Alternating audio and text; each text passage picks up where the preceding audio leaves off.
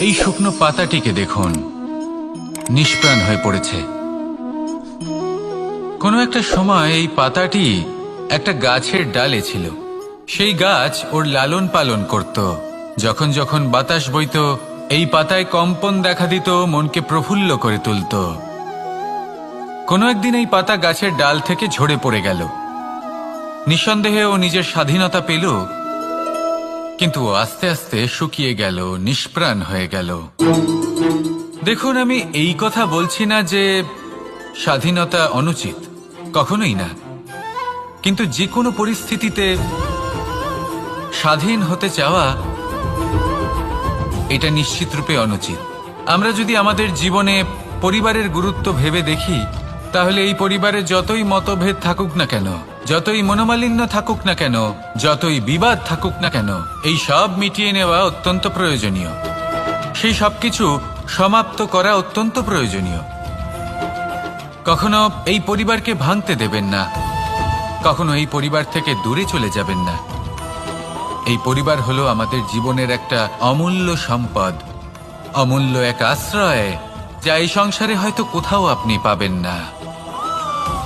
তাই একে আগলে রাখুন। ভেবে নিন আপনি পাতা আর আপনার পরিবার সেই গাছ।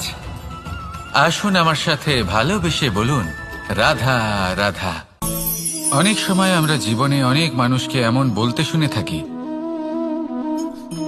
যে আমি অসফল হয়েছি কারণ আমার সময় ভালো যাচ্ছিল না। আমি এই জিনিসটা লাভ করতে চাইছিলাম কিন্তু করতে পারলাম না কারণ আমার সময়টা ভালো যাচ্ছিল না। আমি আমার জীবনে ওই মহান কাজটা করতে চাইছিলাম কিন্তু করতে পারলাম না। কেন? কারণ আমার সময়টা ভালো যাচ্ছিল না। কিন্তু যে মুহূর্তে ভালো সময় আমার জীবনে আসবে, আমি সব কিছু প্রাপ্ত করব। এমন প্রায় প্রত্যেকেই বলেন। আসুন একটা কথা বোঝা যাক। একজন মালিকে দেখুন, সে প্রত্যেক দিন গাছের সেবা করে, তাকে জল দেয়, তার যত্ন আত্তি করে। কেন?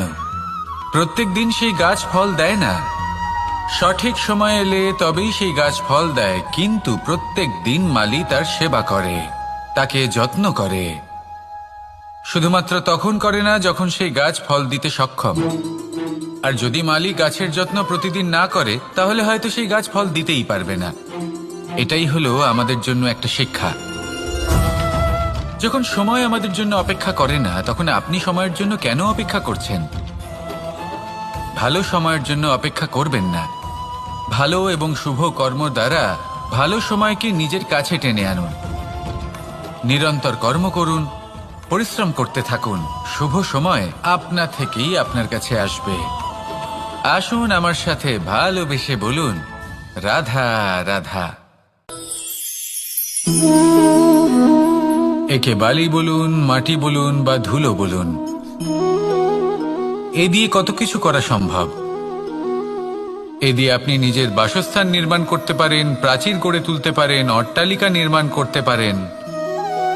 কিন্তু যদি এই বালিকে আপনি মুষ্টিবদ্ধ করে রাখতে চান, তাহলে তা হাত থেকে ফসকে যাবে। আপনি কখনোই একে মুষ্টিবদ্ধ করতে পারবেন না। এরকমই হয় আমাদের জীবন, আর এরকমই হয় সময়। এই মুষ্টিবদ্ধ করা বালির মতো। সময়কে আমরা বাধা দিতে পারবো না, আটকেও রাখতে পারবো না। এ হলো প্রবাহমান। জন্ম থেকে মৃত্যু পর্যন্ত এই যে সময়, তা খুবই সীমিত। আর এই সময় আমরা যেটাই করি তার দ্বারাই আমাদের মূল্য নির্ধারিত হয়। আর এই সংসার থেকে চলে যাওয়ার পরেও এই সংসার এই সব কর্মের জন্যই আমাদের মনে রাখে। তাই যদি আপনি এটা ভাবেন যে আজ যে কর্ম করার ছিল আমি না হয় কাল করে নেব, কাল আমার লক্ষ্যে পৌঁছানোর কথা ছিল আমি পরশু পৌঁছবো, না, এই সময় খুব মূল্যবান, একে নষ্ট করবেন না। এই সময়কে সদ্ব্যবহার করুন, মহান হবার পথে অগ্রসর হন। একে যদি মুষ্টিবদ্ধ করে রাখার চেষ্টা করেন, এই সময় থেমে থাকবে না। আসুন আমার সাথে ভালোবেসে বলুন, রাধা রাধা। আমাদের জীবনে অনেক ধরনের ব্যক্তি এসে থাকেন। কেউ কেউ আমাদের সাথে থেকে যান, কেউ আমাদের থেকে দূরে চলে যান। কেউ ভালো মানুষ হন, কেউ খারাপ মানুষ। কিন্তু আমরা সবসময় সেই সময়টাকে নিয়ে দুঃখ প্রকাশ করি যখন আমাদের জীবনে কোনো খারাপ ব্যক্তি প্রবেশ করেন। তারা আমাদের খারাপ অনুভূতি দেন, দুঃখ দেন, কষ্ট দেন। আমরা সবাই তাকে ভালো মন্দ কথা বলি। কিন্তু কেন? এমন বিভিন্ন ধরনের মানুষ, খারাপ মানুষ, ভালো মানুষ সবার জীবনেই আসেন এবং সকলকেই একটা অমূল্য শিক্ষা দান করে যান।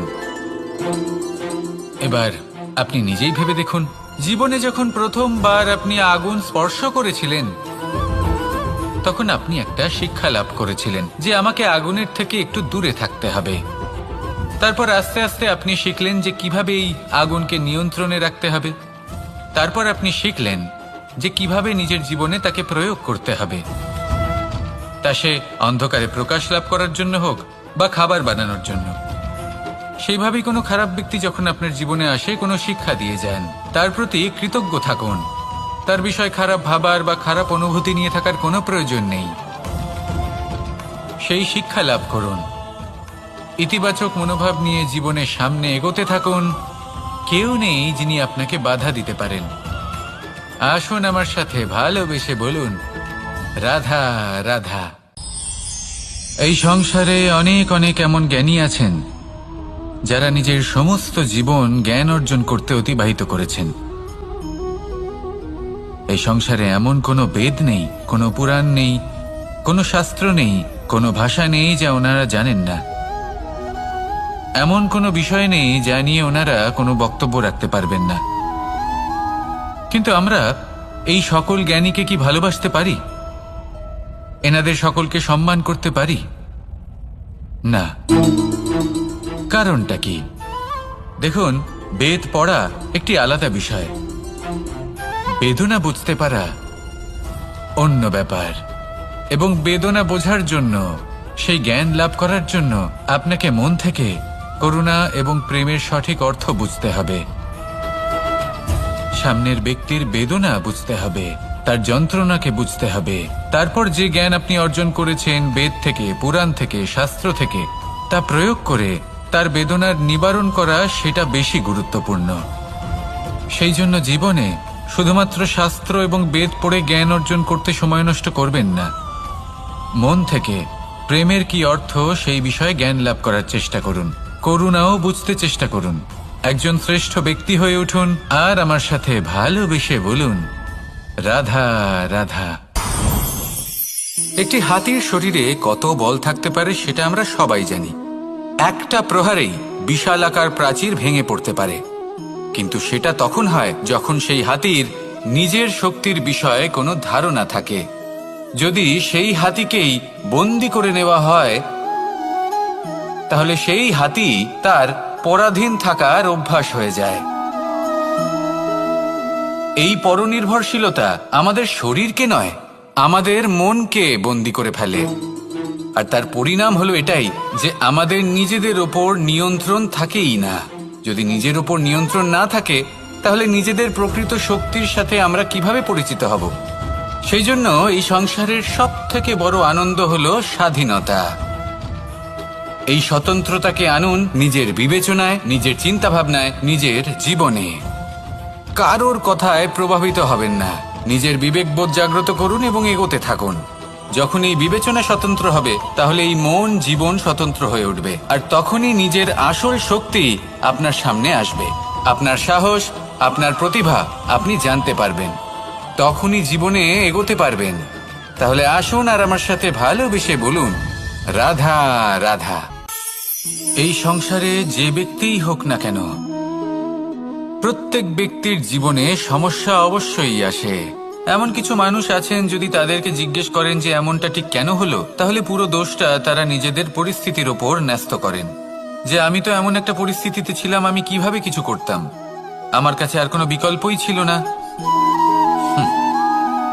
চলুন কথা বলা যাক মহাভারত নিয়ে। ভীষ্ম পিতামহ, ওনাকে জিজ্ঞেস করা হলো আপনি এরকম প্রতিজ্ঞা কেন করলেন? উনি বললেন যে আমি পরিস্থিতির অধীন হয়ে পড়েছিলাম, সেই জন্য। এই প্রশ্নটাই যখন অর্জুনকে করা হলো তখন অন্য একটি দিক প্রস্ফুটিত হলো। অর্জুন নিজের পরিস্থিতির কারণে জীবনে কখনোই বাধা পড়েননি। তিনি সিদ্ধান্ত নিয়েছিলেন সংঘর্ষ করার, সংসারের নিয়মের বিরুদ্ধাচারণ করার। এই সংসারে আপনি যা কিছুই হয়ে উঠতে পারেন তার সমগ্র শ্রেয় শুধুমাত্র আপনার পরিস্থিতির ওপর চাপিয়ে দেওয়া যায় না। সেটা নির্বাচনের উপর নির্ভরশীল যে সেই পরিস্থিতিতে আপনি কি নির্বাচন করেছেন। যদি সেই মুহূর্তে ভীষ্ম পিতামহ স্থিরতার সিদ্ধান্ত নিতেন, বিশ্লেষণ করার সিদ্ধান্ত নিতেন যে কি উচিত কি অনুচিত, কারা ধর্মের পক্ষে কারা ধর্মের বিপক্ষে, যদি শুধুমাত্র অস্ত্র হাতে ধৃতরাষ্ট্র এবং দুর্যোধনের বিরোধিতা করতেন, যদি শুধু এটুকু করতেন, তাহলে মহাভারতের মতো মহাযুদ্ধ কখনোই হতো না। সমস্যা সবার জীবনেই আসে, কঠিন পরিস্থিতিও সকলের জীবনে আসে। সেই ব্যক্তি এগিয়ে যেতে পারেন যিনি শ্রেষ্ঠ নির্বাচন করার ক্ষমতা রাখেন। তাহলে সেটাই করুন আর আমার সাথে ভালোবেসে বলুন, রাধা রাধা। রাধা কখনো কখনো আমার জন্য বড়ই সুগন্ধি আতর নিয়ে আসে, পারিজাত ফুলের মালা নিয়ে আসে আমার প্রসাধন করবে বলে, এবং আমার সব থেকে বেশি প্রিয় মাখন নিজে হাতে বানিয়ে আনে আমাকে নিজে হাতে খাইয়ে দেবে বলে, সবকিছু আমাকে প্রসন্ন করবে বলে। কিন্তু আপনি কখনো ভেবেছেন যে এই আতর কিভাবে বানানো হয়? সহস্র ফুলের পাপড়ি একসাথে পিষে নিতে হয়, তারপরে তার থেকে যে রস নিঃসৃত হয় সেই রস দ্বারাই আতর তৈরি হয়। অনেক সংখ্যক ফুলকে অসীম যন্ত্রণা ভোগ করতে হয়, তবে তারা আমার প্রসাধন সামগ্রী হয়ে উঠতে পারে। দুধ থেকে মাখন তৈরি করার জন্য কতটা পরিমাণ মন্থন সহ্য করতে হয় সেটা আপনি জানেন।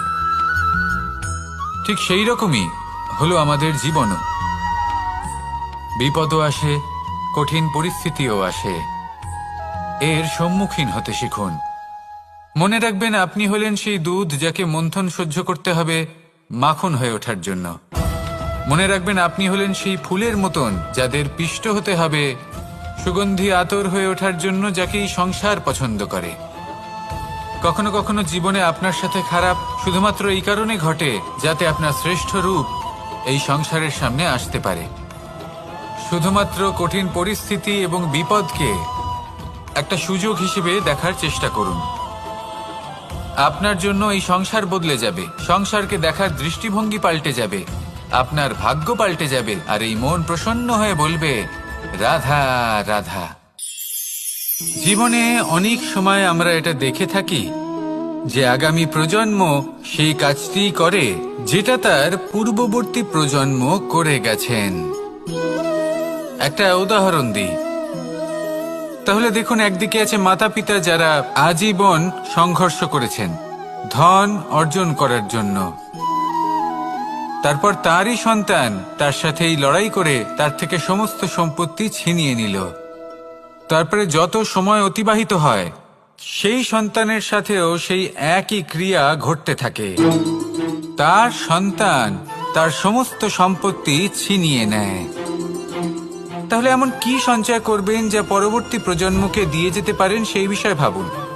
ভেবে দেখুন, এই যে ধন সঞ্চয় আপনি করছেন এর আসলে লাভ কি? অবশ্যই আবশ্যক, কিন্তু এটাই কি শুধু সবথেকে গুরুত্বপূর্ণ বিষয় যেখানে আপনি জানেন যে আপনি এই সম্পত্তি ভোগ করতে পারবেন না, কারণ এই সমস্ত সম্পত্তি আপনাকে পরবর্তী প্রজন্মের হাতে সঁপে দিতে হবে। তাহলে ধন সঞ্চয় করুন, কিন্তু এমন একটা সম্পত্তি কেন সঞ্চয় করা উচিত নয় যার উপভোগও আপনি করতে পারবেন, পরবর্তী প্রজন্মকেও দিয়ে যেতে পারবেন, আর মতভেদও হবে না। এমন সম্পত্তি আছে, আর এই সম্পত্তি হলো প্রেম। যদি আপনার মনে কোনো কিছু সঞ্চয় করার বাসনা জেগে ওঠে, তাহলে প্রেম সঞ্চয় করুন। সেটা পরবর্তী প্রজন্মও পাবে এবং সেই প্রজন্ম ভবিষ্যতে ভালোবাসা ছড়াতে থাকবে, আর তখন এই মন সুপ্রসন্ন হয়ে বলবে, রাধা রাধা। যত শক্তিশালী এই মন, তত শক্তিশালী এই শরীরও। এই যে আমাদের শরীর, এটা আসলে কি? এ হলো একটা রথের মতো, আর একটা রথ ততক্ষণ চলতে পারবে না যতক্ষণ না তাকে কোনো সারথি চালাবে। এই মন হলো শরীরের সারথি। এবার ভাবুন, যদি এই সারথি শক্তিহীন হয়, দুর্বল হয়, তাহলে এই রথের কি হবে? এটা উচিত পথে চলতে পারবে না, উচিত গতিতে চলতে পারবে না, মন মতো স্থানে এটা পৌঁছতেও পারবে না। সেই জন্য মনের শক্তি অত্যন্ত প্রয়োজনীয়। এবার মনের শক্তি আমরা কোথা থেকে লাভ করি? দৃঢ়তার শক্তি থেকে। এবার এই শক্তি আমরা কিভাবে বাড়াতে পারি? আমরা প্রতিদিন কিছু নতুন স্থির করি, কিছু ছোট কিছু বড়, আর যেই আমরা নতুন কিছু পূর্ণ করি আমাদের মনের শক্তি বেড়ে যায়। আর যদি পূর্ণ না করতে পারি মনের শক্তি কমে যায়। একটা দেওয়ালের মতো ছোট ছোট ছোট ছোট শিলা আমরা একটার পর একটা স্থাপন করে একটা দেওয়াল তৈরি করি। এতগুলো পাথর যখন একত্রিত হয়ে যায় তখন এমন এক দেওয়াল তৈরি হয় যাকে ভাঙা প্রায় অসম্ভব হয়ে দাঁড়ায়। সেরকমই হয় মন এবং দৃঢ়তা। ছোট ছোট কাজ করে নিজের লক্ষ্য পূর্ণ করুন। এই লক্ষ্য যদি পূর্ণ হয় তবে মনের শক্তি বাড়বে। কিছুটা এইভাবে যে যত বড়ই বিপদ আসুক না কেন সেই বিপদ নিজে হার মেনে নেবে, কিন্তু আপনার মন ততটাই শক্তিশালী থাকবে। তাই মনের শক্তি বাড়াতে থাকুন যাতে আপনি উচিত পথে চলতে পারেন, উচিত গতিতে চলেন আর মনোবাঞ্ছিত স্থানে পৌঁছতে পারেন। তবেই এই মন প্রসন্ন হয়ে বলবে, রাধা রাধা। ওমা, এ কি? আমি কখন থেকে এখানে অপেক্ষা করছি, হাত পেতে দাঁড়িয়ে রয়েছি যাতে একটা ফল আমার হাতে এসে পড়ে এবং সেটা আমি খেতে পারি। কখন থেকে অপেক্ষা করছি কিন্তু সেটা হচ্ছেই না। এবার আপনি বলবেন যে এসব কি বলছি, এ কি অদ্ভুত কথা বলছি। যদি ফল খেতে হয় তাহলে আমাকে বৃক্ষে চড়তে হবে, ফলের কাছে পৌঁছতে হবে, তবেই তো ফল পাবো। এবারে এটা অত্যন্ত সহজ ব্যাপার, কিন্তু এই বিষয়টা আপনি নিজের জীবনের প্রসঙ্গে ভেবে দেখুন। লক্ষ্য কোথায় আছে আপনি জানেন, সেই লক্ষ্যে পৌঁছানোর পথ কি সেটাও আপনি জানেন, সেই পথে চলার ক্ষমতাও আপনার রয়েছে, কিন্তু তাও আপনি নিজের লক্ষ্য লাভ করতে পারছেন না। কেন? কারণ আপনি অপেক্ষা করছেন যে লক্ষ্য আপনার সামনে চলে আসবে, কিন্তু তা হয় না। লক্ষ্য সে যাই হোক না কেন, ধন হোক, প্রেম হোক, কোনো সম্মান হোক বা মোক্ষ হোক, যদি আপনি তার দিকে অগ্রসর না হন তাহলে ফল প্রাপ্তি অসম্ভব ব্যাপার, তা কোনোদিনই হবে না। সেই জন্য আপনার চোখের সামনে আপনি যদি নিজের লক্ষ্যকে দেখতে পান তাহলে উঠুন এবং সেই দিকে অগ্রসর হতে শুরু করুন। নিজের অন্তরের সকল অশুভ গুণ দূর করুন, অলসতা ত্যাগ করুন, অজ্ঞানতা ত্যাগ করে দিন এবং চলতে থাকুন। অবশ্যই মনোবাঞ্ছিত ফল লাভ করতে পারবেন। মনে রাখবেন, চলতে থাকলে তবেই লক্ষ্য প্রাপ্তি হবে। অপেক্ষার দ্বারা শুধুমাত্র মৃত্যু লাভ হবে। আসুন আমার সাথে ভালোবেসে বলুন, রাধা রাধা। প্রত্যেক প্রাণী ভালোভাবে জীবন যাপন করতে চান, এটা তাদের স্বভাবে আছে এবং ভাবাটা অনুচিত নয়। কিন্তু একটা ভালো জীবনের গুরুত্বপূর্ণ অংশ কোনটা? বসবাসের স্থান, সেই স্থান যেখানে আমরা জীবন অতিবাহিত করি। এবার মানুষ ভাবতে পারেন যে একটা ভালো বাসস্থানের অর্থ কি? সেই স্থান যেখানে সহজে জল পাওয়া যায়, যেখানে শুদ্ধ বায়ু পাওয়া যায়, যেখানে আনাজ উৎপন্ন হয়। এটা জীবনযাপনের জন্য পর্যাপ্ত বটে, কিন্তু ভালো জীবনযাপনের জন্য আরো একটা কথা আপনাকে বুঝতে হবে। সাধু, জ্ঞানী, পণ্ডিত ব্যক্তি, এই সকল মহাপুরুষ, এনাদের যে বাসস্থান তা অত্যন্ত বিশেষ হয়। এখানে এক ধরনের বিশেষ ইতিবাচক শক্তি থাকে, এমন একটা স্থান যেখানে দেবতারাও বিচরণ করেন। জীবন আমরা সবাই যাপন করি, কিন্তু জীবনের উদ্দেশ্য শুধুমাত্র জীবন যাপন করা নয়। জীবনের উদ্দেশ্য হল মুক্তি লাভ করা। আর এই সকল সাধু, জ্ঞানী, পণ্ডিত ব্যক্তি, এই সকল মহাপুরুষ আপনাকে মুক্তির পথে নিয়ে যেতে পারেন। কারণ এরা হলেন সেই মহাপুরুষ যারা নিজেদের অন্তরের বিকার, অহংকার, ক্রোধ, বিদ্বেষ এই সকল দোষগুলিকে ত্যাগ করেছেন, এদের উপর বিজয় লাভ করেছেন। এমনই একজন ব্যক্তি আপনাকে মুক্তির পথে নিয়ে যেতে পারে। প্রয়োজন হলো শুধুই এনাদের চিনতে পারা। এদের কথা বুঝতে পারা এবং এদের দেখানো পথে চলা। যদি আপনি এটা করতে পারেন তাহলে এই মন প্রফুল্ল হয়ে বলবে, রাধা রাধা। কখনো কোনো বাগানের কোনো বৃক্ষকে দেখেছেন যেখানে সুগন্ধি ফুল থাকে, রসালো ফল থাকে? তখন মন প্রফুল্ল হয়ে ওঠে, মন থেকে সেই বৃক্ষের প্রতি ভালোবাসা জন্মায়। কিন্তু যিনি বাগানের মালিক, শুধুমাত্র তিনিই জানেন যে কিভাবে এই বৃক্ষকে আগলে রাখতে হয়, কিভাবে তার পরিচর্যা করলে এতে সুন্দর সুগন্ধি ফুল হবে, রসালো ফল হবে। কখনো কখনো প্রয়োজনের থেকে বেশি রোদ পেলে এই বৃক্ষগুলি শুকিয়ে যায়, প্রয়োজনের থেকে কম রোদ পেলেও এই বৃক্ষ কিন্তু শুকিয়ে যায়। প্রয়োজনের থেকে কম জল যদি পায় এই বৃক্ষ শুকিয়ে যেতে পারে, প্রয়োজনের থেকে অতিরিক্ত জল যদি পায় তখনও এই বৃক্ষের শিকড়গুলি নষ্ট হয়ে যেতে পারে। এবার এটাই কিন্তু আমাদের সংসারের সাথেও হয়।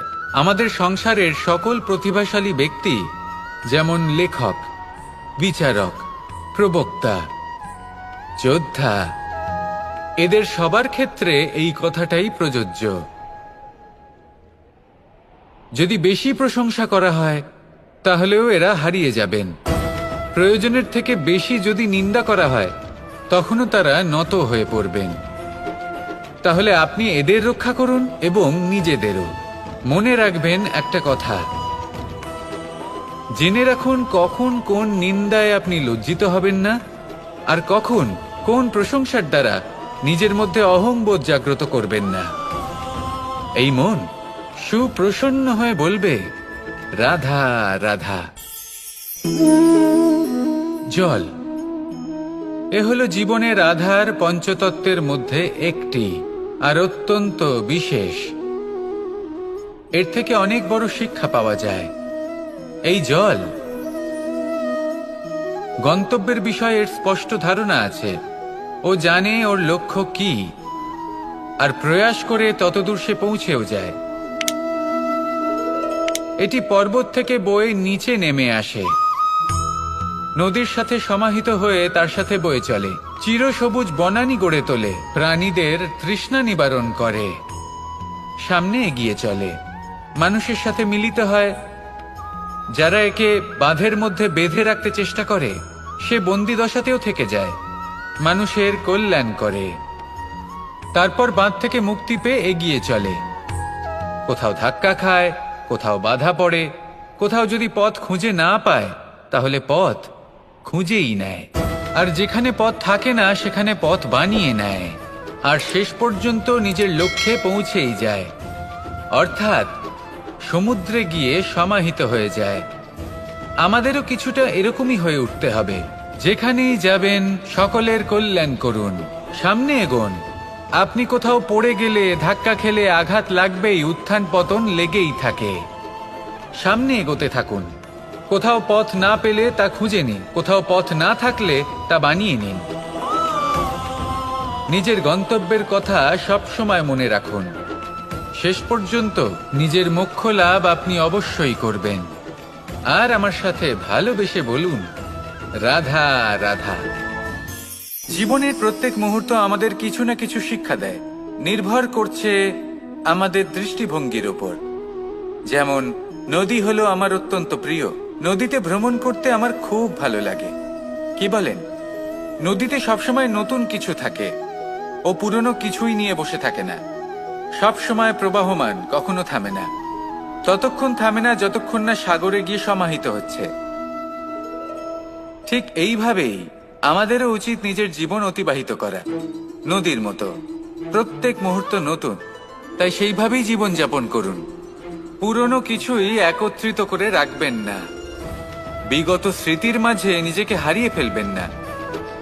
এই যে বর্তমান, এই যে মুহূর্ত, সেটাই হলো সর্বশ্রেষ্ঠ। এর মাঝেই জীবন যাপন করুন, নদীর মতো প্রবাহমান হতে শিখুন। আপনি শিখে গেলে তাহলে মনে রাখবেন, আমার আপনার মাঝে বিচরণ করতে বড়ই ভালো লাগবে।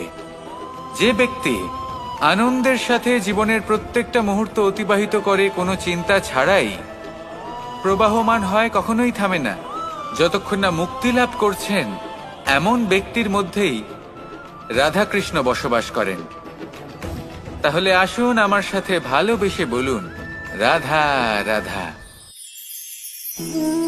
সূর্যের প্রকাশ, অন্ধকারকে দূর করে দেওয়া সেই মহানায়ক। এই সূর্যের প্রকাশ যখন পৃথিবীতে এসে পৌঁছয় কি হয়? এই পৃথিবী জেগে ওঠে, প্রত্যেক প্রাণী জেগে ওঠে, মানুষ জেগে ওঠে, নিজের কর্ম করেন, জীবন যাপন করেন। এই ঘুমের মৃতপ্রায় স্থিতি কাটিয়ে উঠে জীবন যাপন করতে শেখেন। এটাই হলো প্রভাব সূর্যের প্রকাশের। এবার এই প্রকাশ যে সূর্যের থেকে পাই তিনি কি করেন? তিনি নিজেকে জ্বালান আমাদের জীবন প্রদান করার জন্য। প্রত্যেকটা মুহূর্ত তিনি তাপ সহ্য করেন আমরা যাতে সেই প্রকাশ লাভ করি। এটাই হলো জীবনের সারমর্ম। যদি আপনিও এই সংসারে প্রকাশ ছড়িয়ে দিতে চান তাহলে আপনাকেও তপ্ত হতে হবে, নিজে জ্বলতে হবে, সেই কর্ম করতে হবে যেটা কঠিন হতে পারে কিন্তু আসলে শ্রেষ্ঠ।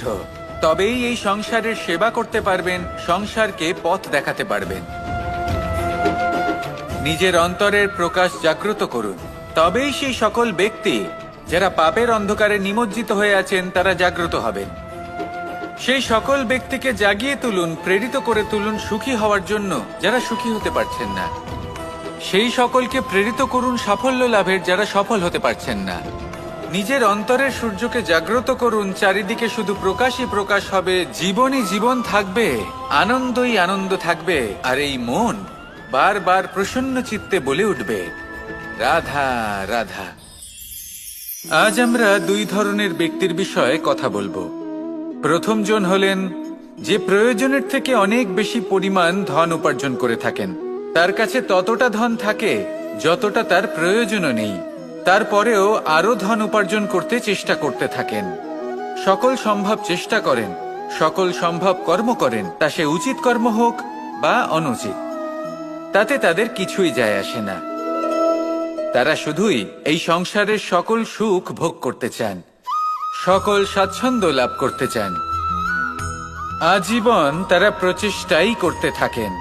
এবার এই করতে গিয়ে তারা ভারাক্রান্ত হয়ে সমস্যার সম্মুখীন হন।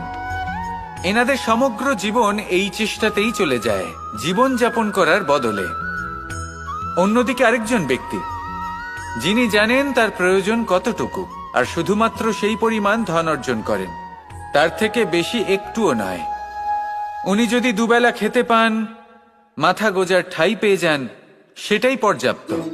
তাতেই তিনি আনন্দে জীবন যাপন করেন, না কোনো বৃথা চিন্তা করেন, না কোনো বৃথা কষ্ট করেন। এবার আমি আপনাদের জিজ্ঞেস করব, এই দুই ব্যক্তির মধ্যে আপনি কোন ব্যক্তি হতে চাইবেন? বেশিরভাগ মানুষ এটাই বলবেন যে আমরা সেই দ্বিতীয় মানুষ হতে চাই যারা সন্তুষ্ট।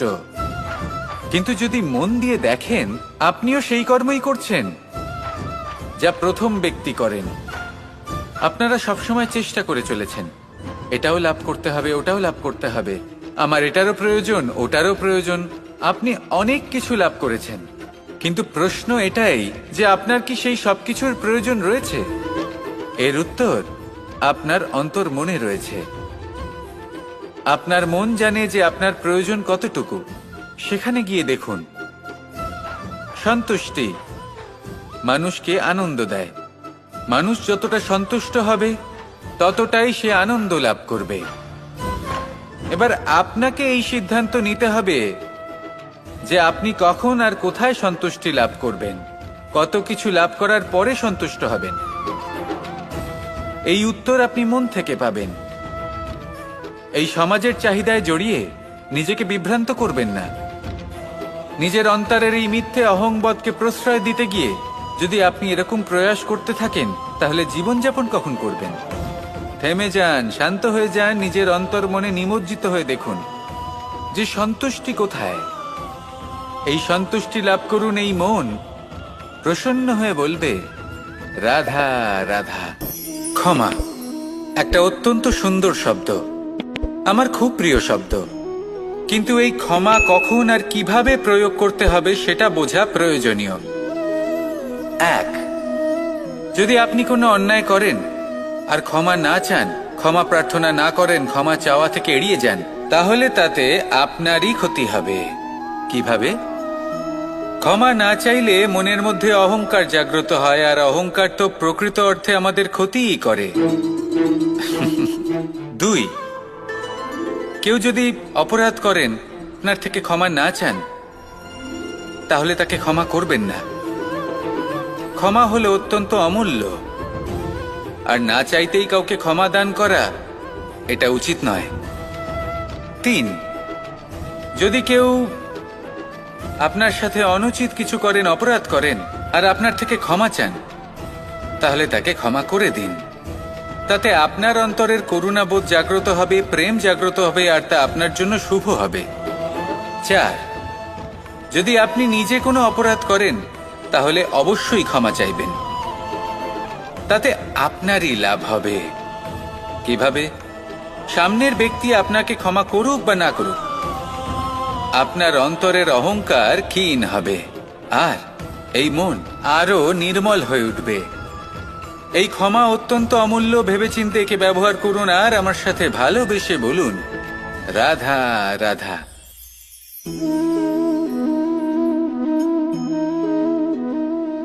ভোজনের দ্বারাই শরীর পুষ্টি লাভ করে। ছোটবেলা থেকে আজ পর্যন্ত যাই আপনার ভোজন হয়ে থাকুক, যাই আপনার আহার হয়ে থাকুক, সেই অনুসারেই আপনার শরীর গঠিত হয়েছে। এই ভোজন অত্যন্ত গুরুত্বপূর্ণ, সেই জন্য এর প্রত্যেক অংশকে বোঝা খুব আবশ্যক। প্রথম অংশ, যে আমরা কি গ্রহণ করছি, এই ভোজন কোন স্থান থেকে আসছে সেটা বুঝুন। দ্বিতীয় অংশ, ভোজন কে বানাচ্ছেন। এই ভোজন সর্বশ্রেষ্ঠ তখনই হয় যখন মাতার হাতে তৈরি করা ভোজন হয়। কিন্তু যদি মাতার তৈরি করা ভোজন আপনি প্রাপ্ত নাও করতে পারেন, তাহলে সেই ব্যক্তির ভোজন তৈরি করা উচিত যিনি সাত্ত্বিক। তৃতীয় অংশ, কোন স্থানে আপনি ভোজন গ্রহণ করছেন। যে স্থানে আপনি ভোজন গ্রহণ করছেন তা সাত্ত্বিক হওয়া উচিত। তাহলে অত্যন্ত গুরুত্বপূর্ণ। এবং চতুর্থ সবথেকে গুরুত্বপূর্ণ অংশ, তা হলো এই ভোজন আপনি যার দ্বারা প্রাপ্ত করেছেন, যেখান থেকে প্রাপ্ত করেছেন, যে স্থানে বসে আপনি ভোজন গ্রহণ করছেন, তার প্রতি কৃতজ্ঞতা প্রকাশ করুন এবং ভোজন পূর্ণরূপে সমাপ্ত করুন। তবেই এই ভোজন আপনাকে সুখী জীবন দান করবে, সুস্থ শরীর দেবে, আর এই মন তা সুপ্রসন্ন হয়ে বলবে, রাধা রাধা। আমি এখানে একা এই বনে বসে আছি, বাঁশি বাজাচ্ছি। কার জন্য? কে আছেন এখানে? কেউ নেই। আমার প্রজা, আমার রাজ্য, আমার পরিবার আমার থেকে অনেক দূরে আছেন। আমি এখানে একা এই বনে বসে এই আকাশের এই রঙের, গাছের এই সব ফলের, মাটির সুবাসের আনন্দ উপভোগ করছি। কেন? আমি হলাম দ্বারকাধীশ। এমন কি রাজকীয় বা ভৌতিক সুখ রয়েছে যে আমি ওখানে পেতে পারি না? সবকিছুই পেতে পারি, তাও এখানে বনে একা বসে আছি। কোন সুখ খুঁজে চলেছি? একা থাকার সুখ। আমরা প্রত্যেকদিন অনেক মানুষের সাথে, চিন্তাধারার সাথে, কর্মের সাথে, পরিস্থিতির সাথে, সুখ দুঃখের দ্বারা বেষ্টিত থাকি। জীবনের এই চক্রে আমরা জড়িয়ে পড়তে থাকি। যতই আমরা এই সমস্যার সমাধান করি, আমরা ততই এতে জড়িয়ে পড়ি। আমরা এতটাই জড়িয়ে পড়ি যে যখন আমরা আয়নায় নিজেদের দেখি, তখন আমরা নিজেদের চিনতেই পারি না। এমন মনে হয় যেন আমরা নিজেদের হারিয়ে ফেলেছি। সেই জন্য প্রত্যেক দিন আপনি কিছু সময় নিজের সাথে কাটান একান্তে। এটা অত্যন্ত আবশ্যক। নিজের অস্তিত্বের গভীরে গিয়ে দেখতে শিখুন, নিজেকে বুঝুন। অদ্ভুত শান্তির অনুভূতি হবে।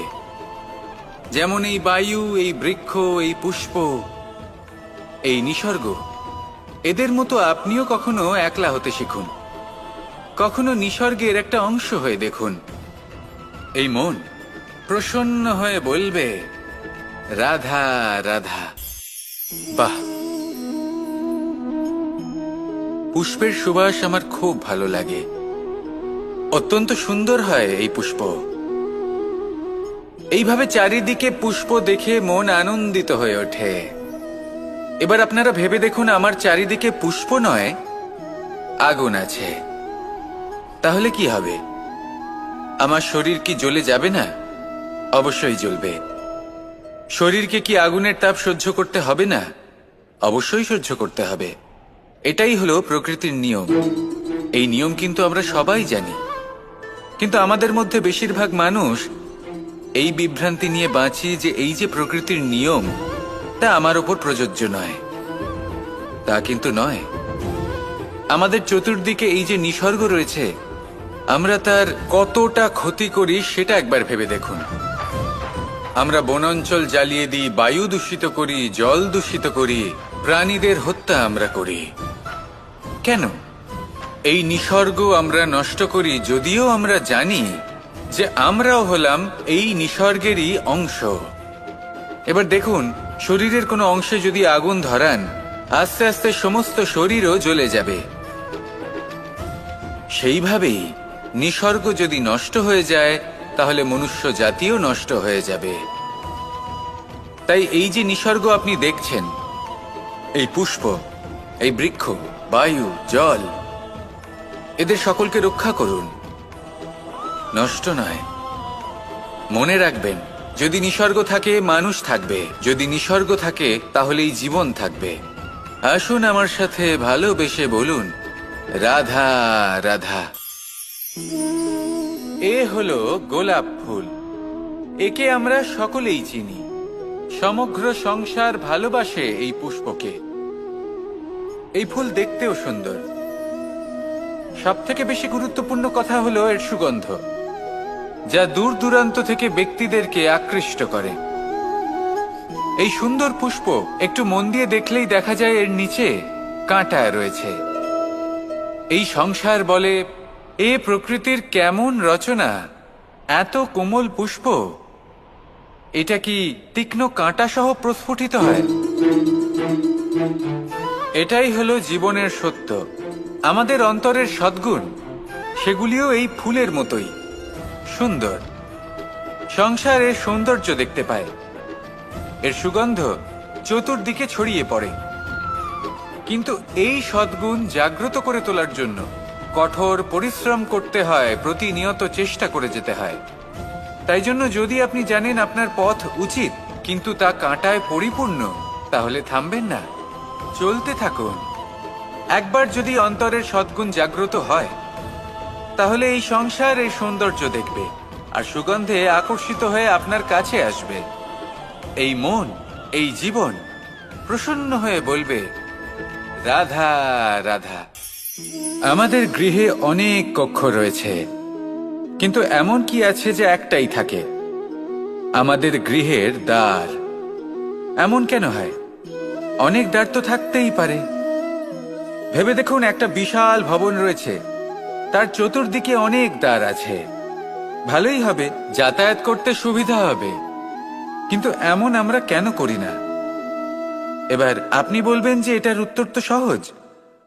যতগুলো দ্বার থাকবে, ততজন দ্বারপালও থাকবে। কে কখন কোথা থেকে আসবে, কোথায় চলে যাবে, সেদিকে খেয়াল থাকবে না। চুরির সম্ভাবনাও বেড়ে যাবে। যাক, এই বিষয়ে অন্তত আপনি বোঝেন। সেই জন্য আপনার গৃহে একটাই দ্বার রয়েছে। কিন্তু আপনার মনের বিষয় কি জানেন?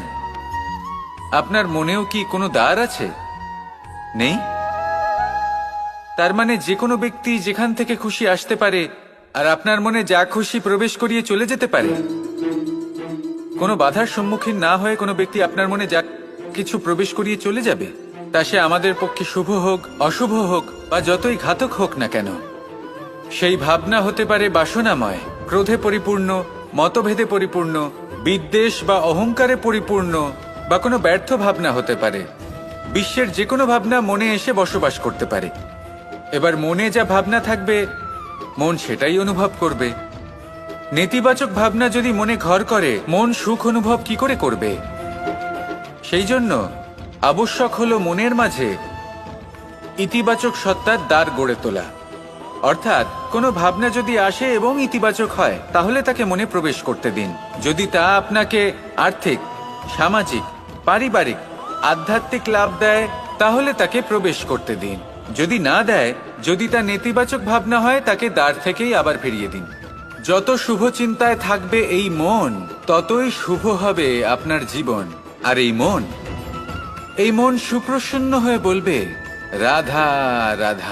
মানুষ একটা অত্যন্ত শ্রেষ্ঠ কর্ম করতে পারেন, সেটা হলো ভুলে যেতে পারা। আর সেটা বরদানের চেয়ে কম কিছু নয়।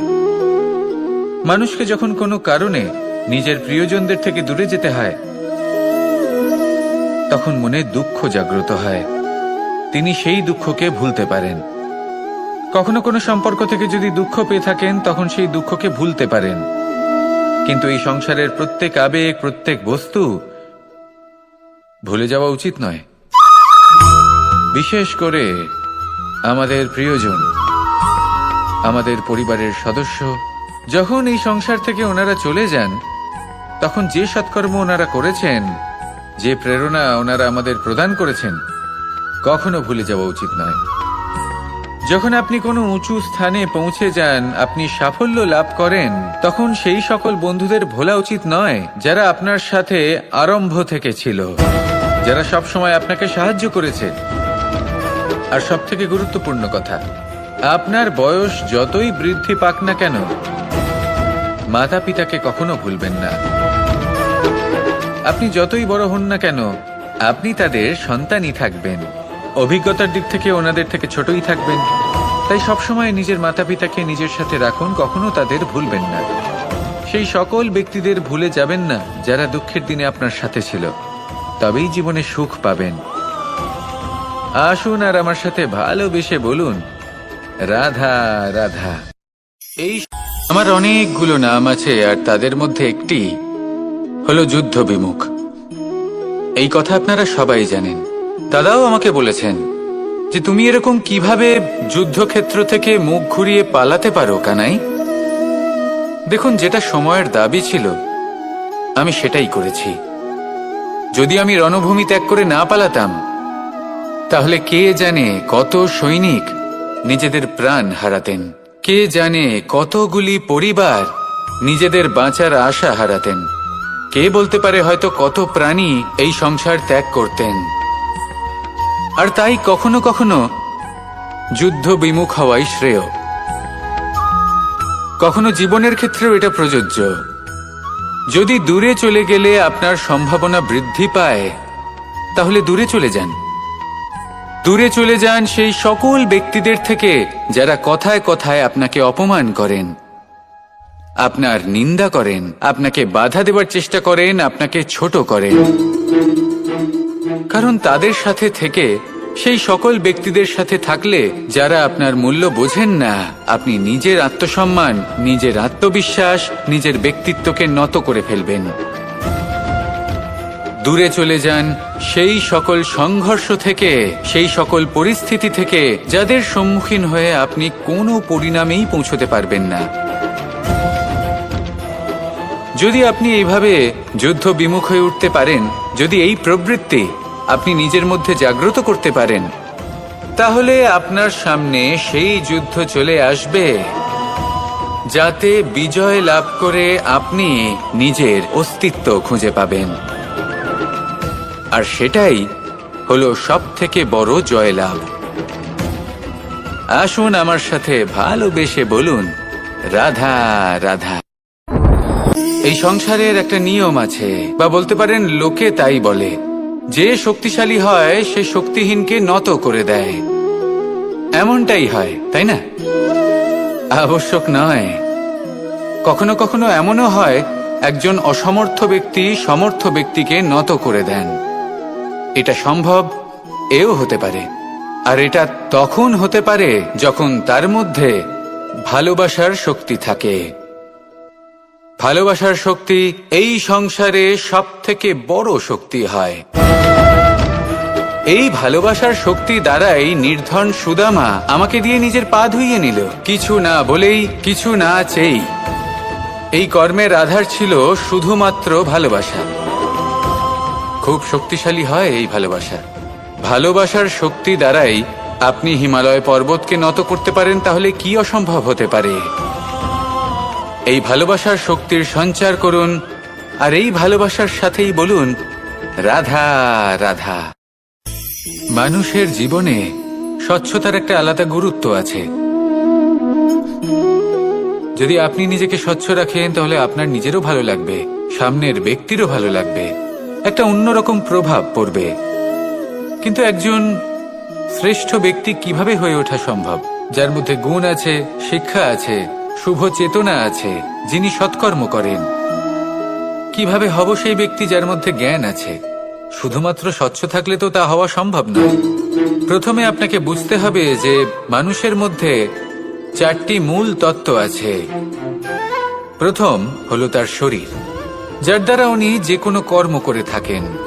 দ্বিতীয় তত্ত্ব হলো তার মন, যার দ্বারা কোনো কর্ম করার জন্য সে নিজেকে প্রেরণা দিতে থাকে। তৃতীয় তত্ত্ব হলো বুদ্ধি, যে কর্ম আমরা করতে চাই, যে লক্ষ্যে আমরা পৌঁছতে চাই, সেটা আমরা কিভাবে কোন পথে করব সেটা স্থির করা যায় বুদ্ধি দিয়ে। আর চতুর্থ তত্ত্ব হলো আত্মা। আত্মা হলো এমন এক তত্ত্ব যার কোনো সমাপ্তি নেই। আত্মা হলো অজয়। কিন্তু এরও শুদ্ধিকরণের প্রয়োজন হয়। এই 4টি তত্ত্বের শুদ্ধিকরণ করতে থাকুন, এদের নির্মল রাখুন, শুদ্ধ রাখুন। এবং এটা কিভাবে হবে? শুভ চেতনা দ্বারা, জ্ঞানের দ্বারা, এবং সব থেকে বেশি গুরুত্বপূর্ণ প্রেমের দ্বারা। আসুন আমার সাথে ভালোবেসে বলুন রাধা রাধা।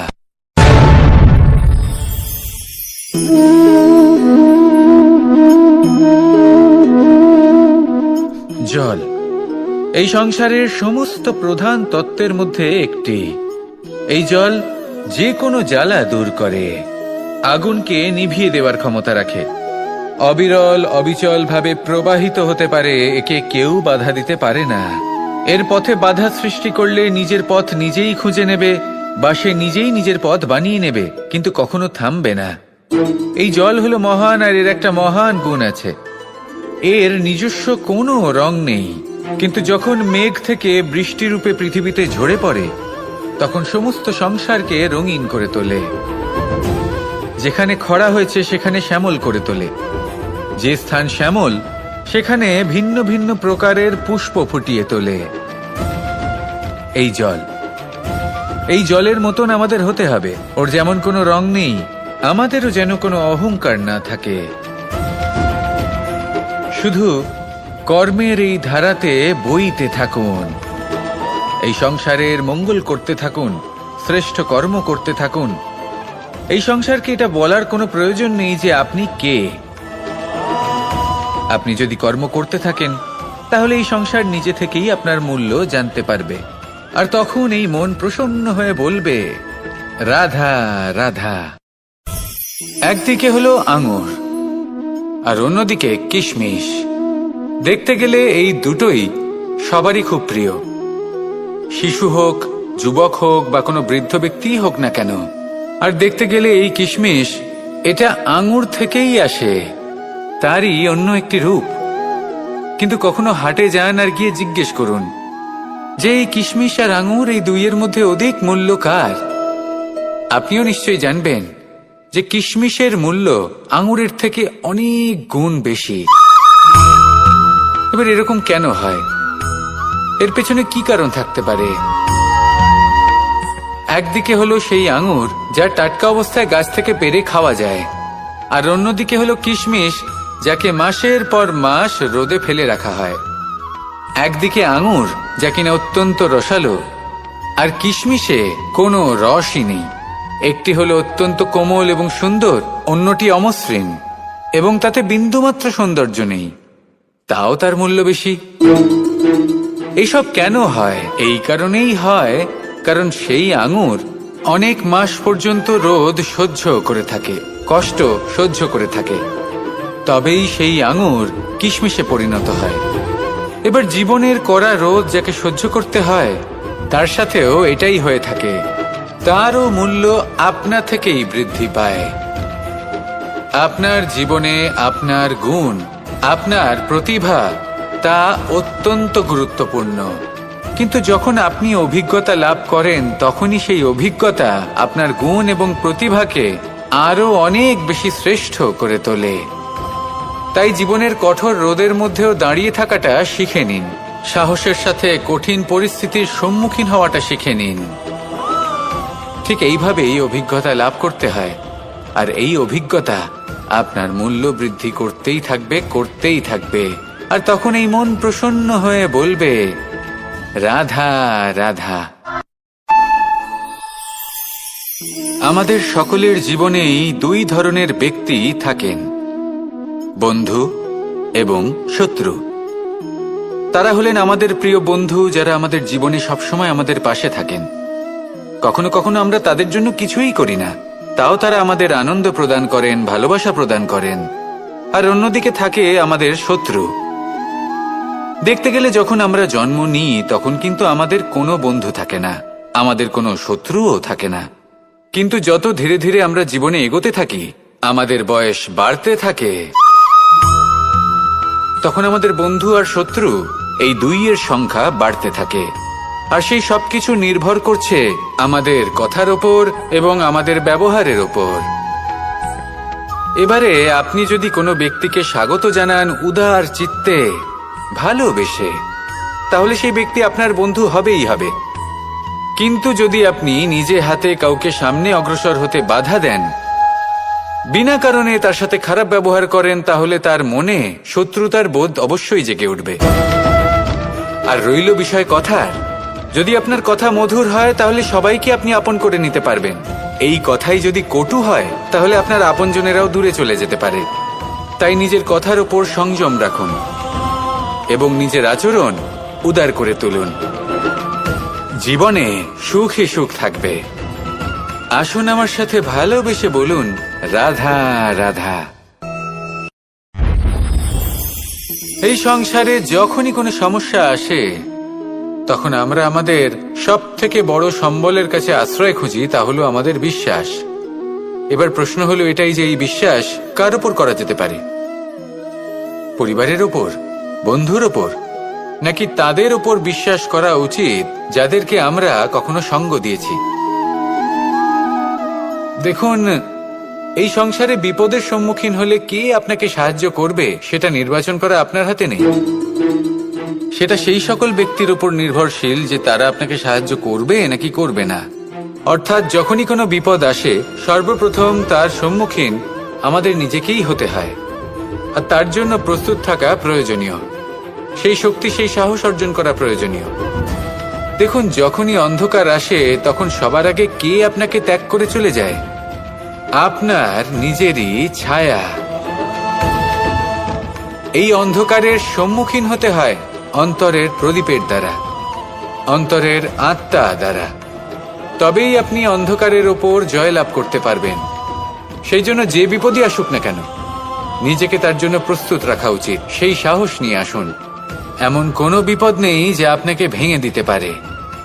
আসুন আমার সাথে ভালোবেসে বলুন, রাধা রাধা।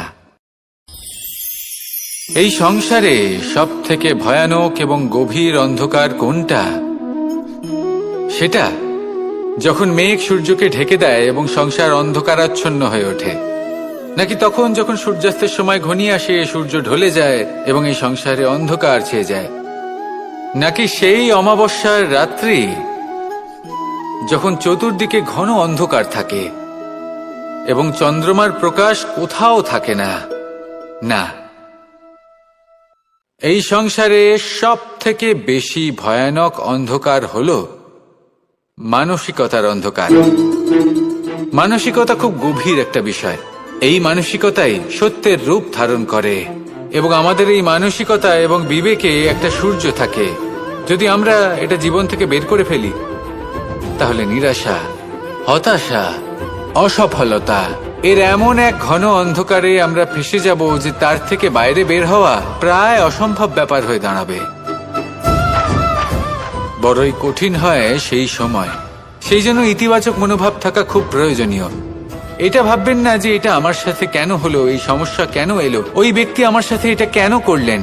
এটা ভাবুন যে আমি জীবনে যে পরিস্থিতিতে দাঁড়িয়ে আছি তার থেকে আমি ঠিক কিভাবে বাইরে বেরোতে পারবো। যতই ঘন অন্ধকার থাকুক না কেন, খুব ছোট একটা প্রদীপের প্রকাশ আমাদের পথপ্রদর্শক হয়ে দাঁড়াতে পারে। আর আমাদের জীবনে এই ছোট্ট একটা প্রকাশ হলো আশা। এই আশার একটি কিরণ আমাদের অত্যন্ত গাঢ় অন্ধকারেও পথ দেখাতে পারে। তাই এই আশাকে সবসময় মনে প্রজ্বলিত করে রাখুন। গাঢ় থেকে গাঢ় অন্ধকারের সাথে, কঠিন থেকে কঠিনতর সমস্যার সাথে লড়াই করুন, সামনে এগিয়ে চলুন, আর আমার সাথে ভালোবেসে বলুন, রাধা রাধা। শত্রুতা। একজন মানুষ অন্য মানুষের সাথে শত্রুতা করে বসেন। দুজন ঘনিষ্ঠ বন্ধু, এমনও এক সময় আসতে পারে যখন এনারা একে অপরের শত্রু হয়ে ওঠেন। এর অনেকগুলো কারণ হতে পারে, কিন্তু মূল কারণ হলো আলোচনা। আগে হ্যাঁ, আপনি যদি কারোর বিষয়ে আলোচনা করেন তাহলে সে আপনার শত্রু হয়ে যেতে পারে। এবার মনে একটা প্রশ্ন আসতে পারে যে এটা কিভাবে সম্ভব হতে পারে? আলোচনা, এটা তো অত্যন্ত জরুরি। যদি আমি নিজের বন্ধুর খারাপ কাজের বিষয়ে আলোচনাই না করি তাহলে সে শুধরবে কি করে? এ কথা সত্যি যে আলোচনা আবশ্যক, কিন্তু তার থেকেও বেশি গুরুত্বপূর্ণ এবং আবশ্যক হলো আপনার এই সিদ্ধান্ত। সিদ্ধান্ত এটাই যে আপনার এই আলোচনা কোন স্থানে করবেন। যদি এটা সবার সামনে করবেন ভাবেন, তাহলে তা অপমানও হয়ে যেতে পারে। যদি এটা আলাদাভাবে করেন তাহলে তা পরামর্শ হয়ে যায়। অপমান কেউ স্বীকার করতে পারেন না, কিন্তু পরামর্শ সকলের ভালো লাগে। তাহলে যদি আপন কারোর জন্য ভালো কিছু চান, কাউকে শুধরে দিতে চান, আর আপনার মনে হয় আলোচনা আবশ্যক, তাহলে সর্বপ্রথম সময়, পরিস্থিতি আর স্থানের কথা মনে রাখবেন। নয়তো এই আলোচনা আপনাকে খুব ভোগাতে পারে। তাহলে আসুন আমার সাথে ভালোবেসে বলুন, রাধা রাধা। আপনার জীবনেও কি সমস্যা রয়েছে? অবশ্যই থাকবে। প্রত্যেকের জীবনেই সমস্যা থাকে। প্রত্যেক মানুষ জিজ্ঞাসাও করেন যে এই সমস্যা আসলে কি আর কেন আসে জীবনে। আপনাকে একটা কথা বলে দিই যে সমস্যা আসলে সেটা নয় যা আপনার পথে বাধা সৃষ্টি করে, বরং সমস্যা হলো সেটাই যেটা আপনি তখন দেখতে পান যখন আপনার একাগ্রতা আপনার পথ থেকে, আপনার লক্ষ্য থেকে সরে যেতে থাকে। আর এই সমস্যাগুলি দূর করার জন্য, এর সমাধান করার জন্য একটাই পথ আছে। নিজের সমস্ত ভাবনা আরো একবার একাগ্র করুন নিজের পথের দিকে, নিজের লক্ষ্যের দিকে। আপনার সমস্ত ভাবনা যদি কেন্দ্রীভূত হয় নিজের লক্ষ্যে, তাহলে এই সমস্যা দূরে থাকবে। যদি এরকম না হয়, যদি আপনার মন একটু অন্যদিকে চলে যায়, তাহলে এই সমস্ত সমস্যা আবার সামনে চলে আসে আর বাড়তেও থাকে। দেখুন, যেখানে আপনার লক্ষ্য রয়েছে, বাণ যদি সেখানেই চালাতে হয়, তাহলে দৃষ্টি তো সেদিকেই রাখতে হবে। তবেই তো আপনি সেই লক্ষ্য ভেদ করতে পারবেন। সেই জন্য মনে রাখবেন, সর্বদা লক্ষ্য রাখবেন নিজের পথে, সেই পথেই সামনে এগোতে থাকুন নিজের লক্ষ্যের দিকে। আপনি যত সামনে এগোতে থাকবেন এই সমস্যা তত পিছিয়ে যাবে। তাহলে আসুন আমার সাথে ভালোবেসে বলুন, রাধা রাধা। এই পাখিরা সত্যি খুব সুন্দর, আমার খুব ভালো লাগে। আপনি নিশ্চয়ই শুনে থাকবেন যে কিছু পাখির কাছে ডানা অবশ্যই থাকে, কিন্তু উড়তে পারে না। তারা চায় উঁচু আকাশে উড়ে বেড়াতে এবং মেঘেদের সাথে কথা বলতে, করতেই পারে না। এবার এই সংসারেও পাওয়া যায় ঘুড়িও। এদের মধ্যে না জীবন আছে, না প্রাণ আছে, আর না আছে ডানা, কিন্তু এরা আকাশের সাথে কথা বলে, হাওয়ার বেগের সাথে কথা বলে, আনন্দ করে, উৎফুল্ল হয়ে ওঠে। আকাশে জীবনের কিছু মুহূর্ত কাটায়। তার কারণ কি হতে পারে? কারণ হলো সুতো। এই সুতো যদি সঠিক হাতে থাকে তাহলে এই কাগজের তৈরি ঘুড়িও আকাশের উচ্চতায় উড়ে বেড়াতে পারে। এবার এই সুতো আসলে কি? এই সুতো হলো আসলে ভালোবাসা, এই সুতো হলো আসলে বিশ্বাসের। আর এটা আপনি দিয়ে থাকেন তাদের হাতে যাদের আপনি বিশ্বাস করেন, যাদের আপনি নিজের সর্বস্ব দিয়ে দেন। ভেবে দেখুন, এই ভালোবাসা আর বিশ্বাসের সুতো আপনি যদি সঠিক মানুষের হাতে দিয়ে দেন তাহলে আপনি অনেক উচ্চতায় উঠতে পারবেন, আকাশের উচ্চতায় উড়ে বেড়াতে পারবেন, মেঘের সাথে কথা বলতে পারবেন, পাখিদের মতো উড়তে পারবেন, যা ইচ্ছে তাই করতে পারবেন। শুধু এই মানুষ সঠিক হতে হবে, এমন একজন মানুষ যার মনে আপনার জন্য ভালোবাসা রয়েছে, এমন এক মানুষ যার মনে কোনো স্বার্থ নেই, যিনি পরোপকারী, এমন একজন ব্যক্তি যিনি আপনার অস্তিত্বকে বাইরে নিয়ে আসতে পারবেন, তাকে উজ্জ্বল করে তুলবেন। তাহলে ভালোবাসুন, আনন্দ করতে থাকুন, আর এই আনন্দ সহকারে বলুন রাধা রাধা। আমরা সকলে এমন ব্যক্তির সাথে থাকতে চাই যারা খুব মিষ্টি কথা বলেন, যাদের ব্যবহার আমাদের ভালো লাগে, যারা দেখতে সুন্দর হন, যাদের আমরা পছন্দ করি।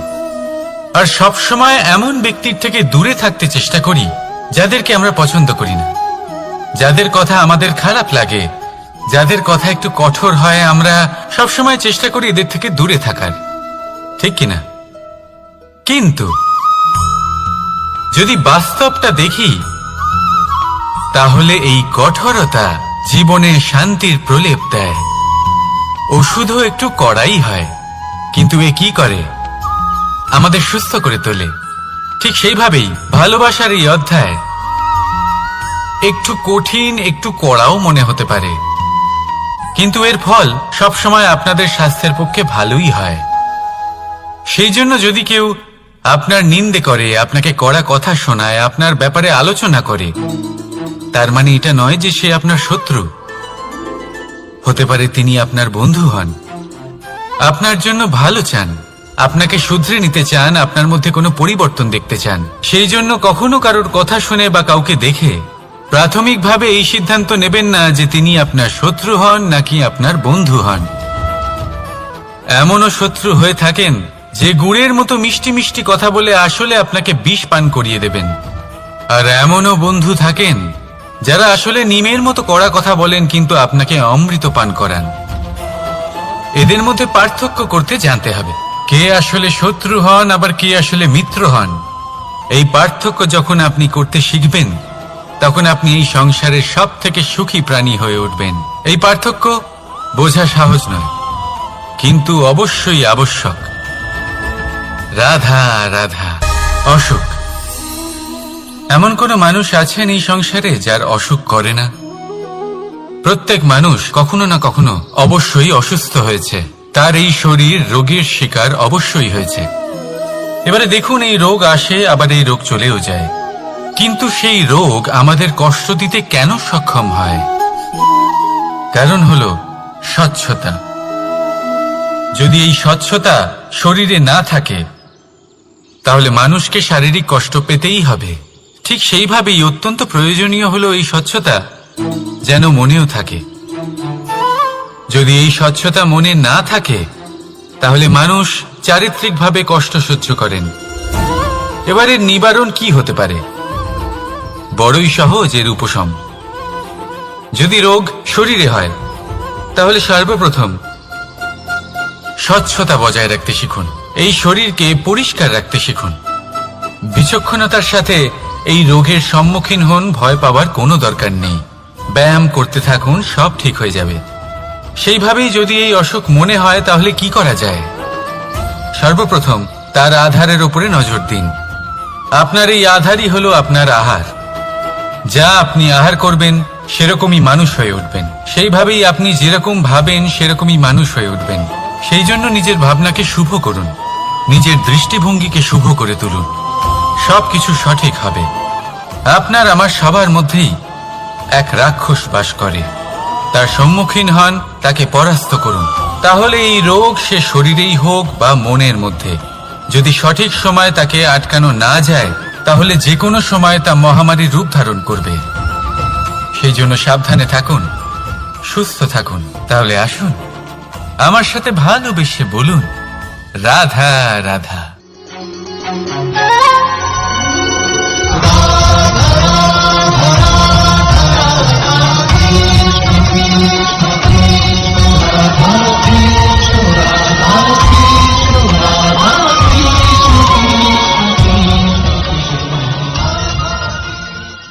সংসারে সব থেকে বড় ব্যক্তি কে? আপনি বলবেন, এই কেমন ধরনের প্রশ্ন? কিন্তু এটা হলো সব থেকে উচিত প্রশ্ন। কেউ এর উত্তর দেবে যে সেই মহাপ্রতাপী রাজা, তিনি হলেন সব থেকে বড় ব্যক্তি, সেই বড় রাজনীতিবিদ, তিনিই সব থেকে বড় ব্যক্তি। আমি আপনাকে জানাই যে সংসারের সব থেকে বড় ব্যক্তি হলেন তিনি, যার সাথে দেখা করলে আপনি নিজেকে ছোট মনে করবেন না। কোন ব্যক্তি যিনি সব থেকে বেশি শক্তিশালী, আপনি যদি তার সামনে যান, তাহলে উনি আপনার অন্তরের শক্তিকে বাইরে বের করে আনবে, আপনার অন্তরের লুকিয়ে থাকা শক্তিকে জাগ্রত করতে প্রেরণা প্রদান করবে। তিনি হলেন বড় ব্যক্তি, তিনি হলেন মহান ব্যক্তি। তিনি নন যিনি নিজের বল এবং ঐশ্বর্য দ্বারা আপনাকে তার সামনে ছোট প্রমাণ করবেন। এবং সেই জন্য মহাদেব আমার আরাধ্য হলেন আমার খুব প্রিয়। কারণ রাজা হোক বা ফকির, কেউ যদি ওনার সামনে যান, তাহলে সে নিজেকে ছোট মনে করেন না। আপনিও যদি জীবনে অনেক বড় হতে চান, তাহলে কাউকে কখনো নিজেকে ছোট মনে করতে দেবেন না। তার অন্তরে বড় হয়ে ওঠার প্রেরণা প্রদান করুন। আসুন আমার সাথে ভালোবেসে বলুন, রাধা রাধা। এই সংসারে সাফল্য লাভ করার জন্য জ্ঞানের প্রয়োজন হয়, পরিশ্রমের প্রয়োজন হয়, দৃঢ় নিষ্ঠার প্রয়োজন হয়, নিরন্তর চেষ্টা করা প্রয়োজনীয়। কিন্তু আরো কিছু আছে যা অত্যন্ত প্রয়োজনীয় এবং গুরুত্বপূর্ণ। তা হলো ভালো বন্ধু। তাদের থাকা অত্যন্ত প্রয়োজনীয়। যদি ভালো বন্ধু থাকে, তাহলে সময় এলে তারা ঢাল হয়ে আপনাকে সুরক্ষা করবেন। সময় এলে অস্ত্রের মতো শত্রুকে সংহারও করবেন। যদি তিনি জ্ঞানী হন, তাদের মধ্যে সদ্গুণ থাকে, তাহলে এই সব গুণ আপনার মধ্যেও প্রবেশ করবে। তাহলে সাফল্যের জন্য ভালো বন্ধু পাওয়া অত্যন্ত প্রয়োজনীয়। কিন্তু শুধু বন্ধু কেন, ভালো শত্রুও থাকা প্রয়োজনীয়। এবার আপনি ভাববেন, আমি কি বললাম? যদি আপনার জীবনেও ভালো অর্থাৎ শক্তিশালী শত্রু থাকে, তাহলে আপনিও শক্তিশালী হতে থাকবেন। এই শত্রু আপনাকে প্রেরিত করবে আরো বেশি শক্তিশালী হয়ে ওঠার। কখনো কোনো হরিণকে দেখুন, তীব্র গতিতে দৌড়তে থাকে। কেন তীব্র গতিতে দৌড়য়? এই কারণে নয় যে কোথাও তার জন্য মধুর ঘাস অপেক্ষা করে রয়েছে, না। সে এই কারণে তীব্র গতিতে দৌড়য় কারণ সেটা না করলে তার পেছনে একটি সিংহ আছে যে ওকে নিজের ভোজন করে ফেলবে। তাই জীবনে বিপদ, সংকট, এই সবকিছুও হলো অত্যন্ত গুরুত্বপূর্ণ।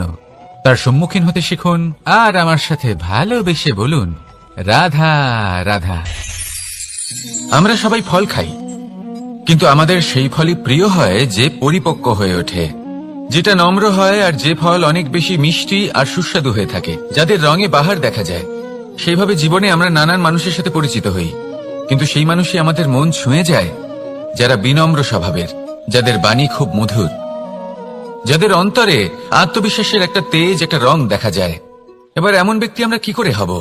ঠিক সেইভাবেই যেমন একটা ফল রোদ, বর্ষা, শীত, বায়ু, এই সকল সংকটময় পরিস্থিতির সম্মুখীন হয়ে পরিপক্ক হয়ে ওঠে, সেইভাবেই মানুষ সংকটময় পরিস্থিতির সম্মুখীন হয়ে পরিপক্ক হয়ে ওঠেন। যদি এই সংকটের সম্মুখীন হন, তাহলে অভিজ্ঞ হবেন, আর এই অভিজ্ঞতাই শিক্ষা দিয়ে যাবে। এই অভিজ্ঞতা আমাদের শিখিয়ে দেয় যে আমাদের বিনম্র থাকতে হবে। অহংকার করে কোনো লাভ নেই। মধুর বাণীর যে কি মূল্য তা আমরা শিখতে পারি। এই অভিজ্ঞতাই আমাদের বুঝিয়ে দেয় যে উচিত অনুচিত কোনটা আমাদের দৃষ্টিভঙ্গি তৈরি করে, আর এই দৃষ্টিভঙ্গি দ্বারা আত্মবিশ্বাস জাগ্রত হয়। সেই জন্য জীবনে কখনো বিপদ থেকে দূরে পালাবেন না, সেগুলোর সম্মুখীন হন, অভিজ্ঞতা লাভ করুন, তার থেকে শিক্ষা লাভ করুন, এইভাবেই পরিপক্ক হবেন। আসুন আমার সাথে ভালোবেসে বলুন, রাধা রাধা। ধন সঞ্চয় করা সম্ভব, আর সেই জন্য ধন সব থেকে বেশি মূল্যবান সম্পত্তি নয়। এবার আপনি বলবেন, আমি কি বলছি? এই ধন খুব মূল্যবান, আমরা সকলে অর্জন করতে ব্যস্ত। সেটা এই কারণে, কারণ আপনারা জানেন না এই সংসারের সব থেকে বেশি মূল্যবান সম্পত্তি কি। এ হলো সেই সম্পত্তি যা কখনো সঞ্চয় করা সম্ভব নয়। আপনার কাছে যতই ধন থাকুক তা দিয়ে আপনি স্বাস্থ্য লাভ করতে পারেন, বাড়ি কিনতে পারেন, আদি ইত্যাদি, কিন্তু আপনি যতই ধনী হন না কেন ফেলে আসা দিনের একটা মুহূর্ত আপনি লাভ করতে পারবেন না। এই একটা মুহূর্ত, এই সময়, এটাই হলো সংসারের সব থেকে মূল্যবান সম্পত্তি। একবার চলে গেলে তা কখনোই ফিরে আসে না। আর এই মুহূর্ত যতই চলে যাক না কেন, আমরা স্মৃতির মাধ্যমে সেগুলি যাপন করতে পারি, তার আনন্দ উপভোগ করতে পারি। আর যার সাথে আমরা সময় অতিবাহিত করেছি তার স্মৃতিতে আমরা চিরকাল জীবিত থাকতে পারি। সেই জন্য সময় সব থেকে মূল্যবান সম্পত্তি, তাকে এইভাবে নষ্ট করবেন না। প্রত্যেকটা মুহূর্ত উপভোগ করুন, আনন্দ করুন, আর ভালোবেসে বলুন রাধা রাধা। কনক, কি সুন্দর একটা শব্দ। এর অনেকগুলো রূপ রয়েছে, অনেকগুলো অর্থও রয়েছে। প্রথম অর্থ হলো স্বর্ণ, অর্থাৎ সম্পত্তি। দ্বিতীয় অর্থ ধুতুরা, অর্থাৎ গাছের ছোট একটা বীজ যা কিনা অত্যন্ত শক্তিশালী হয়। যদি বেশি মাত্রায় এর প্রয়োগ করা হয় তাহলে এটা বিষময় হয়ে উঠতে পারে। এই হলো সেই ধুতুরা যার প্রয়োগ মহাদেবের পুজোতে করা হয়।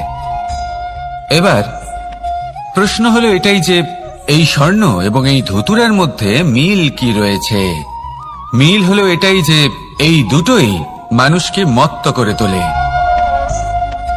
ধুতুরা মানুষকে তখন মত্ত করে যখন তাকে সেবন করা হয়, কিন্তু স্বর্ণ, ধন, সম্পত্তি, মানুষ এটা যতটাই অর্জন করে নেয় সেটাই যথেষ্ট। এই স্বর্ণ মানুষের ভাবনা চিন্তা করার ক্ষমতাকে বশ করে ফেলে। মানুষ সম্পত্তির লোভে মত্ত হয়ে ওঠে, কারণ যে যত চমৎকারী, যতটা অমূল্য হয় তাকে সামলানো কিন্তু ততটাই কঠিন, তাই না? তাই মনে রাখবেন, ধন, স্বর্ণ, সম্পত্তি এগুলো ধুতুরার থেকেও অনেক বেশি বিষাক্ত হতে পারে। তাই এর ওপর আত্মসংযমের একটা কবচ পরিয়ে রাখবেন এবং বিবেকের শক্তির সাথে এগুলো প্রয়োগ করুন, তবেই কল্যাণ হবে। আসুন আমার সাথে ভালোবেসে বলুন রাধা রাধা। আমার কাছে যশোদা মা যেমন, আমার কাছে দেবকী মা যেমন, আমার কাছে ঠিক তেমনই হলেন গোমাতা। এবার ভেবে দেখার বিষয় হলো এটা যে এই সংসারে অসংখ্য প্রাণী আছে, একজন গাইকে একজন মায়ের মর্যাদা কেন দেওয়া হয়? তাহলে এর অনেকগুলো কারণ আছে। এই গাই অর্থাৎ গোমাতা, এনারা হলেন অত্যন্ত শান্ত, শান্তি প্রিয়, কখনো কারোর কোনো ক্ষতি করতেই পারেন না। গোমাতা যে দুধ নিজের বাছুরকে পান করান সেই দুধই আমাদেরও দেন। সেই দুধ পান করে আমরা শক্তি লাভ করি। এই দুধ থেকে আমরা মাখন, ঘি, পায়েস, এইসব সুস্বাদু খাবার লাভ করি। গোমাতার গোবর আমাদের জ্বালানি হিসেবে সাহায্য করে, যার ফলে খুব কম সংখ্যক কাঠ ব্যবহার করা যায় এবং বেশিরভাগ জঙ্গল সুরক্ষিত থাকে। গোমাতার গোমূত্র, সেটাও আমাদের কাছে লাভজনক। এর দ্বারা আমরা অনেক রোগ থেকে মুক্তি লাভ করতে পারি। গোমাতা যখন একটি বাছুরকে জন্ম দেন তখন সেই বড় হয়ে আমাদের ক্ষেত কর্ষণ করে। সেই জন্য গাইকেও জীবনে মায়ের মর্যাদা দেবেন। যতটা সম্ভব তাকে সেবা করুন এবং ভালোবেসে তাকে পালন করুন। এই মন নিজে থেকেই প্রসন্ন হয়ে বলবে রাধা রাধা। মধু কারই না পছন্দ বলুন তো? অত্যন্ত সুস্বাদু হয় এই মধু, মিষ্টি খেতে হয় এবং তা শক্তিও প্রদান করে। এবং প্রত্যেকটি মিষ্টি পদার্থের মতোই এতেও খুব তাড়াতাড়ি পিঁপড়ে ধরে যায়। অন্যদিকে যদি নুনকে দেখি তাহলে বছরের পর বছর রাখলেও এতে পিঁপড়ে ধরে না। এবার যদি কথা বলি বন্ধুত্বের, তাহলে বন্ধুত্ব নুনের মতো হওয়া উচিত, মধুর মতো নয়। যারা সামনে এলে শুধুমাত্র মধুর মধুর কথা বলবে, পরে এতে পিঁপড়ে ধরে যাবে, এটা নুনের মতো হওয়া উচিত। প্রকৃত বন্ধু হলো সে যে সময় এলে পরে আপনার সামনে আপনার প্রকৃত সত্য তুলে ধরবে, তা সে যতই কঠিন হোক না কেন। আপনার দোষ, আপনার অপগুণ, আপনার খামতি আপনাকে বলতে পারবে, যাতে আপনি সেগুলো শুনে মেনে নিয়ে তারপর নিজেকে শুধরোতে পারেন। এটাই হলো প্রকৃত বন্ধুত্ব। কখনো নিজের জীবনের আশেপাশে মন দিয়ে দেখবেন, অনেক সময় এমন মানুষ থাকেন, অনেক বন্ধু থাকেন যাদের দেখে আমাদের মনে হয় যে এনারা খুব কঠোর, এনাদের কথা খুব কটু। কিন্তু বেশিরভাগ এমন মানুষের মনটা যদি বুঝতে পারেন তাহলে দেখবেন তাতে কোনো মালিন্য নেই, এনাদের মন অত্যন্ত পবিত্র হয়। যদি আপনার জীবনেও এমন কোনো ব্যক্তি থেকে থাকে, এমন বন্ধু থাকে, তাহলে তাদের আগলে রাখুন আর আমার সাথে ভালোবেসে বলুন, রাধা রাধা। যতক্ষণ আমরা এই সংসারে জীবিত ততক্ষণ আমাদের সাথে সবকিছু থাকে, আমাদের ধন, সুখ স্বাচ্ছন্দ্য, আমাদের মিত্রগণ, আমাদের পরিবার, এই সমাজ, এই সবকিছু আমাদের সাথে থাকে। যেদিন আমরা এই সংসারকে ত্যাগ করব, এদের মধ্যে কেউ আমাদের সাথে যাবে না, না ধন, না স্বাচ্ছন্দ্য, না সম্পত্তি। এই সকল মানুষ, এই সমাজ, এরা শুধুমাত্রই শ্মশান পর্যন্ত আমাদের সাথে থাকতে পারবেন। তারপরে যদি আমাদের সাথে কিছু যেতে পারে তাহলে তা শুধুই আমাদের ধর্ম। আর এই সংসারে আমরা নিজেদের যে সুনাম রেখে যাই সেটা সম্ভব শুধুমাত্র কর্মের দ্বারা। সেই জন্য সংসারে যতদিন পর্যন্ত জীবিত আছেন, যদি কিছু অর্জন করতে চান তাহলে ধর্ম অর্জন করুন।